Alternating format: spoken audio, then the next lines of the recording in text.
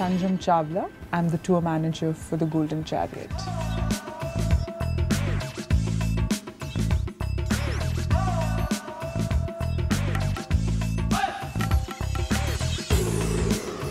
This is not a tour, this is not a tour package that you're running, this is not an operation that you're running, this is not a hotel, this is just everything.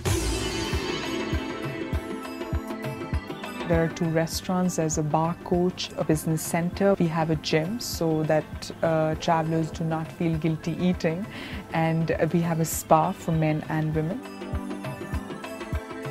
Hi, good evening ma'am, how are you? Did you have a good day? Yes.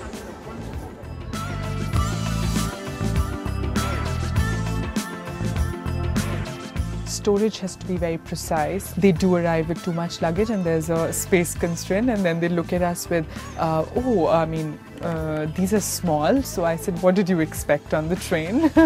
But we do work around it again. We try and, if we have an extra cabin, we give them an extra cabin, or we accommodate their luggage somewhere or the other. We don't leave them stranded.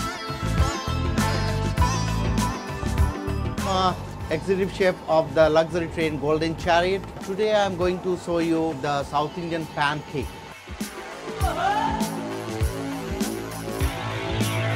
We move in the morning because we do want our travelers to see the countryside, because we pass through some beautiful landscapes, wherein at the other times like Hassan or maybe Hampi, we do try and spend the whole day stationary at the stations, doing all the excursion. Then the train moves during the night.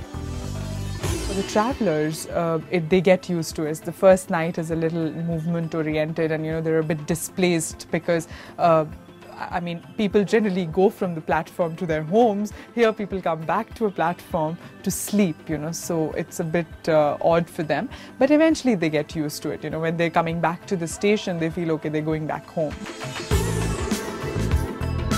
Today's ride from Hassan to Hospet is a ride which is an overnight. We sort of leave from Hassan at 8:40 in the evening. A track from Bangalore to Mysore is really, it is really scratchy, so when we're moving, the wheels seem to be sort of, suddenly, they just seem to be displacing, they're not. You're coming back to Bangalore. Lovely. And then what's your program from Bangalore?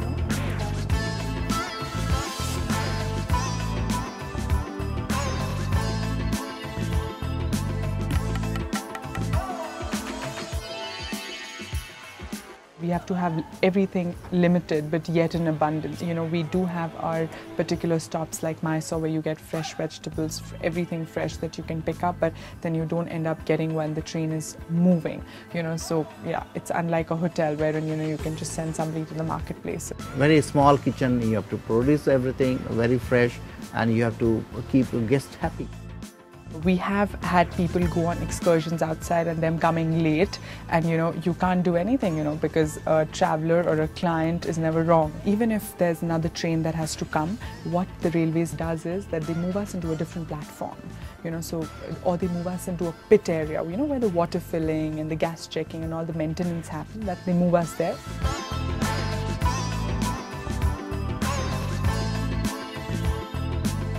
A staff coach, we have a separate staff canteen, so we carry those many staff which are needed. I just love to meet people. I love to arrange everything. I love to be busy. I love to explore. I enjoy it all. I just enjoy it all.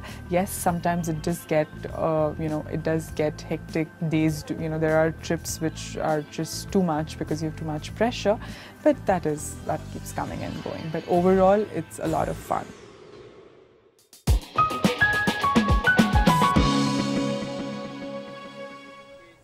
An odyssey into India's past.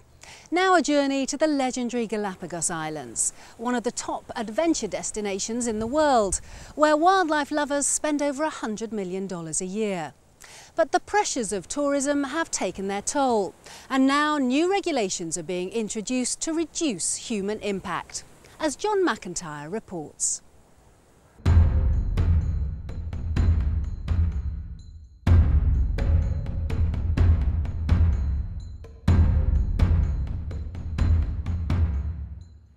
These are the legendary Galapagos Islands, arguably one of the most remarkable ecosystems anywhere on the planet, above and below the water.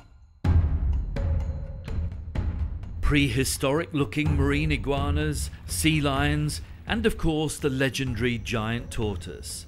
These are among the iconic attractions made famous by the 19th century Victorian explorer Charles Darwin. His legacy is a protected national park with World Heritage status, which attracts ever-increasing numbers of tourists. From a few thousand in the 1960s to more than 170,000 who now pile onto boats heading out to the major islands every year.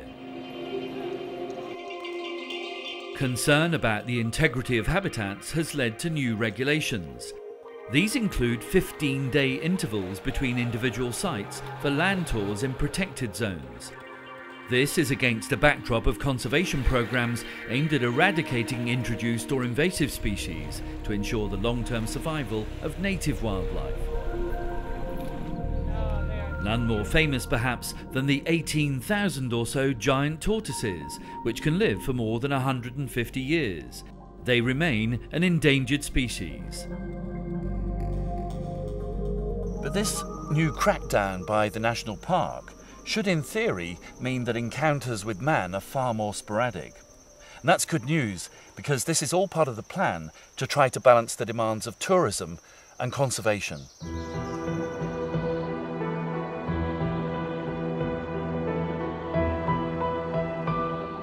The Galapagos is also one of the premier diving destinations, especially around the world-famous islands of Darwin and Wolf.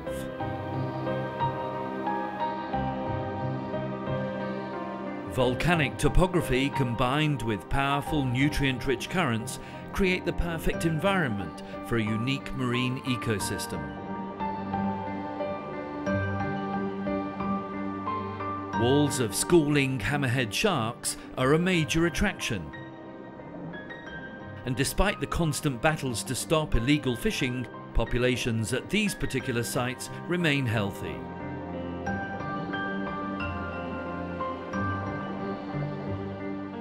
Scuba diving boat operators have, however, been hit hardest by the new laws. Shore visits to most protected areas are now banned. You realize that the regulations are absolutely necessary. They are something that after our first negative reaction to them, we then welcome with open arms, because without those regulations, the Galapagos will not be sustainable, and they certainly will not be here for the next generation and generations to come. Edwin Naula is the Galapagos National Park Director. He's confident they've got the balance right with the new rules for tourists. He's more worried about the serious environmental impact of too many local people, mostly Ecuadorians, now moving to the islands for work. In every protected zone, there are some problems. The main thing is to be prepared to tackle the problems. But these are mainly coming from outside the zones, where the local people live. So we have to manage better the population with adequate politics for both populated and protected zones. Whether above or below the water, it's clear there's much to celebrate here in the Galapagos. But it's possible that new and even tougher regulations may be needed to preserve the environmental integrity of these magical islands. John McIntyre reporting from the Galapagos Islands. And that's it for this week, I'm afraid. Do try and join us again next week, when we'll be looking at the growing opposition in the US to the enhanced pat-down at airport security. Is it a step too far? And of course, you can keep up to date with all the latest on our website, bbc.com/fasttrack, and on Facebook. And for even more travel inspiration, go to bbctravel.com, where you'll find a special report on future World Cup host Qatar. But until then, from me, Fiona Foster, and the rest of the team, goodbye and happy travelling.